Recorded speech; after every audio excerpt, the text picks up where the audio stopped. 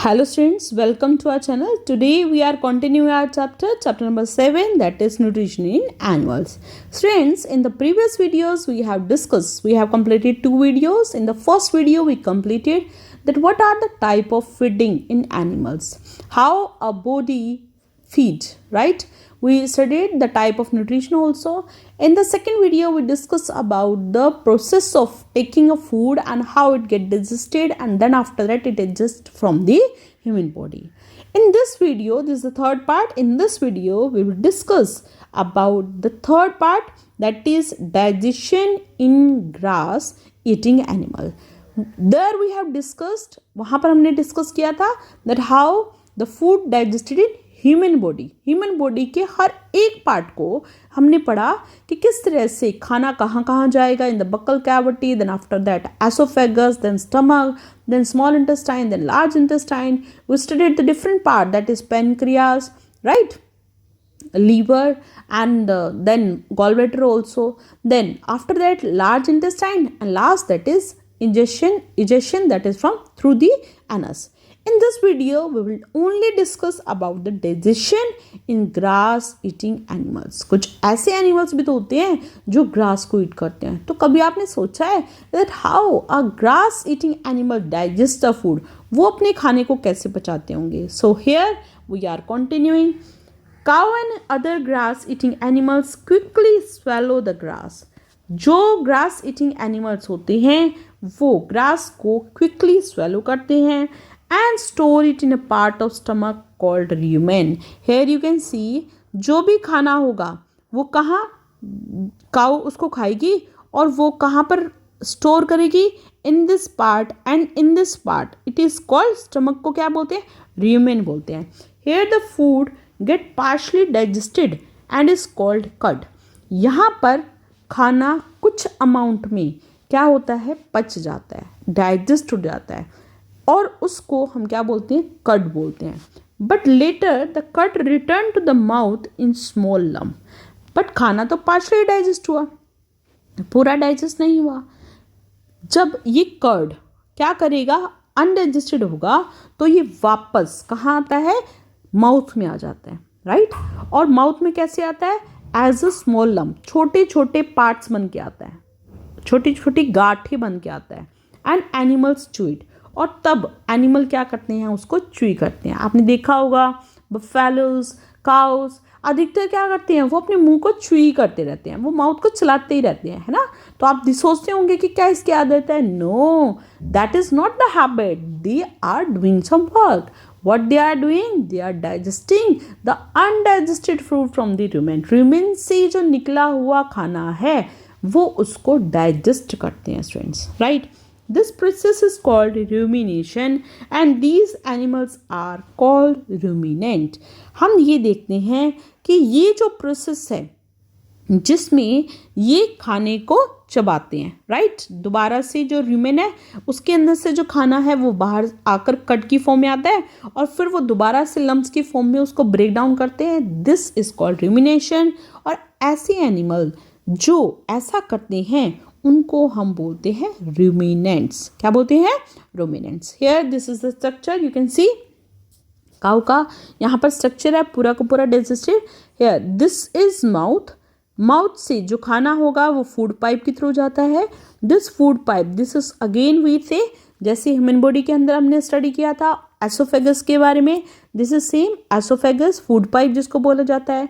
This stomach, ये जो आपको पूरा पोर्शन दिखाई दे रहा है, this is stomach, and in the animals we called it rumen. This after digestion it passes through the small intestine. जहाँ से डाइजेस्टेड जो फूड होता है वो कहाँ जाता है, ब्लड कैपिलरीज के अंदर जाता है. Then after that here it is the another part, this is called large intestine, and then here it comes out from the animals, right. Now here the next is the grass is rich in cellulose, a type of carbohydrate. Grass, that is the food which usually cow take. खाना जो होता है वो क्या खाते हैं, खाने में क्या खाते हैं, ग्रास खाते हैं. अब ग्रास के अंदर क्या होती है, they are rich in cellulose. And what is cellulose? That is a type of carbohydrate, right. Now cattle, deer, right. ये सारे के सारे क्या हैं, रूमिनेंट्स हैं। ये खाने को क्या करते हैं, चबाते हैं और उसको चबाते ही रहते हैं, right. So here the bacteria present in rumen help in the digestion of cellulose. अब जो भी रूमेन के अंदर, स्टमक के अंदर जो बैक्टीरिया प्रेजेंट होते हैं वो इस सेल्यूलोज को डाइजेस्ट करते हैं। Many animals including human can not digest cellulose. आपने देखा होगा कि हमारी बॉडी क्या करती है, जो सेल्यूलोज होती है हम उनको पचा नहीं पाती, but here in the animals they are having a bacteria जो उनको डाइजेशन में हेल्प करता है। Animals like horses, rabbit having a large sac like structure जिसको हम क्या बोलते हैं, सेकम कहते हैं। Caecum that between the oesophagus and small intestine, एक ऐसा पार्ट होता है जिसको हमने सेकम बोला और वो किसके अंदर प्रेजेंट होता है, in between oesophagus and small intestine, right.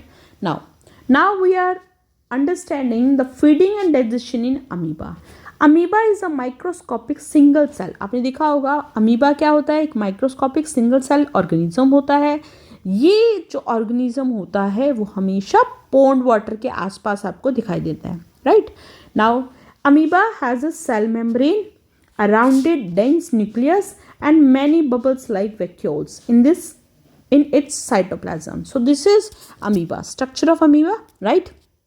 Now here this portion, this is the part, right? This is called nucleus. इसको क्या बोलते हैं, nucleus. And this finger like projection, this is called pseudopodia. What we call pseudopodia.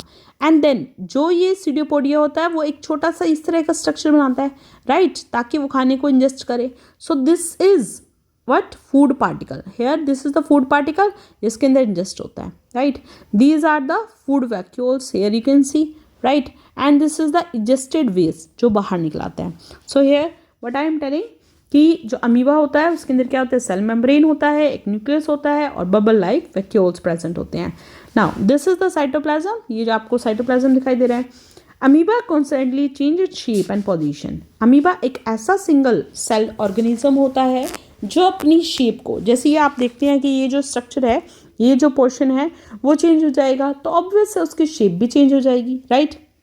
Now it pushes out one or more finger like projection called pseudopodia or false feet बोलते हैं इसको, for the movement and capture of food. आप food को ingest करने के लिए ये जो स्यूडोपोडिया होता है वो क्रिएट होता है, एक फॉल्स फीट क्रिएट होता है जो खाने को अपने अंदर ले लेता है। Now amoeba feeds on some microscopic organism. अब अमीबा खाता क्या है, it feeds on some microscopic, छोटे छोटे जो ऑर्गेनिजम्स होते हैं उनको इनटेक करता है। When it senses food, it pushes out pseudopodia around the food vacuole. देखो जैसे ही वो फूड पार्टिकल को देखता है तो ये जो अमीबा होता है वो सूडोपोडिया को क्रिएट करना शुरू कर देता है, इस तरह का स्ट्रक्चर बनना शुरू हो जाता है, राइट। और जैसे जैसे थोड़ी देर में आप देखते हैं कि ये जो स्ट्रक्चर होता है फिर वो क्लोज हो जाता है। सो दिस इज द इनगल्फिंग, ये खाने को अंदर ले लेता है, right. And the food become trap in the food vacuole. और इस तरह से थोड़ी देर बाद आप देखते हैं कि जो खाना होता है वो इस तरह से खाना फूड वैक्यूल के अंदर आ जाता है, right. This is called food vacuole. So now digestive juices are secreted in the food vacuole. इस फूड वैक्यूल के अंदर डाइजेस्टिव जूसेस जो होते हैं वो सिक्रीट करते हैं। जूसेस का काम क्या होता है, they act on the food and break it down in the simplest substance. देखो आपकी ह्यूमन बॉडी है, उसमें भी खाना एज इट इज़ नहीं जाता, राइट। हमारे जो डाइजेस्टिव जूसेस होते हैं उनको क्या करते हैं, खाने को ब्रेक डाउन करते हैं ताकि आप उसके न्यूट्रिएंट्स को यूज़ कर सकें। Same as it is amoeba के अंदर भी जो फूड वैक्यूल्स होती हैं वो डाइजेस्टिव जूसेस को सिक्रीट करते हैं और ये डाइजेस्टिव जो जूसेस होती हैं वो फूड पार्टिकल्स को ब्रेक करना शुरू कर देते हैं, right. It break down into smaller substances. Gradually, the digested food is absorbed. और फिर ये digested जो food होता है वो अमीबा digest कर लेता है. Now, the absorbed substance are used for the growth, maintenance and multiplication. जैसे हम अपने खाने को किस लिए लेते हैं, ताकि हम ग्रो कर सकें, हमारी बॉडी को मेंटेन कर सकें और ग्रो कर सकें, राइट। मल्टीप्लिकेशन तो यहाँ नहीं पॉसिबल हो सकती, बट अमीबा के अंदर आपने देखा होगा वो क्या होता है, ग्रो करता है और मल्टीप्लाई होना शुरू हो जाता है, मतलब पार्ट्स में डिवाइड होना शुरू हो जाते हैं। So here the undigested residue of food is expelled outside of a vacuole. अब खाना जब एब्जॉर्ब हो जाता है, उसके बाद जब इसका यूज़ नहीं होता तो ये क्या करता है, बाहर निकल आता है, वैक्यूल से बाहर निकल आता है। The basic process of digestion of food and release of energy is the same in all animal. खाने का पचना और किस तरह से वो एनर्जी को रिलीज करता है, वो सभी एनिमल्स में क्या होता है, सेम होता है, right. Now here some important points we are discussing. Starfish feeds on animals covered by hard shell of calcium carbonate.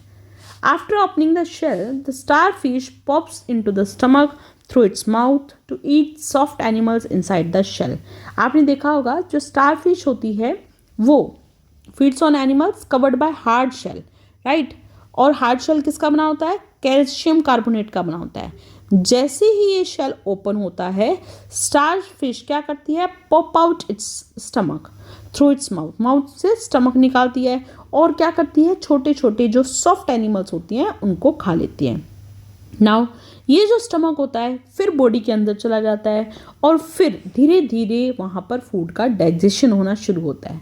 The saliva break down the starch into the sugar. Digestion of carbohydrate like starch begins in the buccal cavity.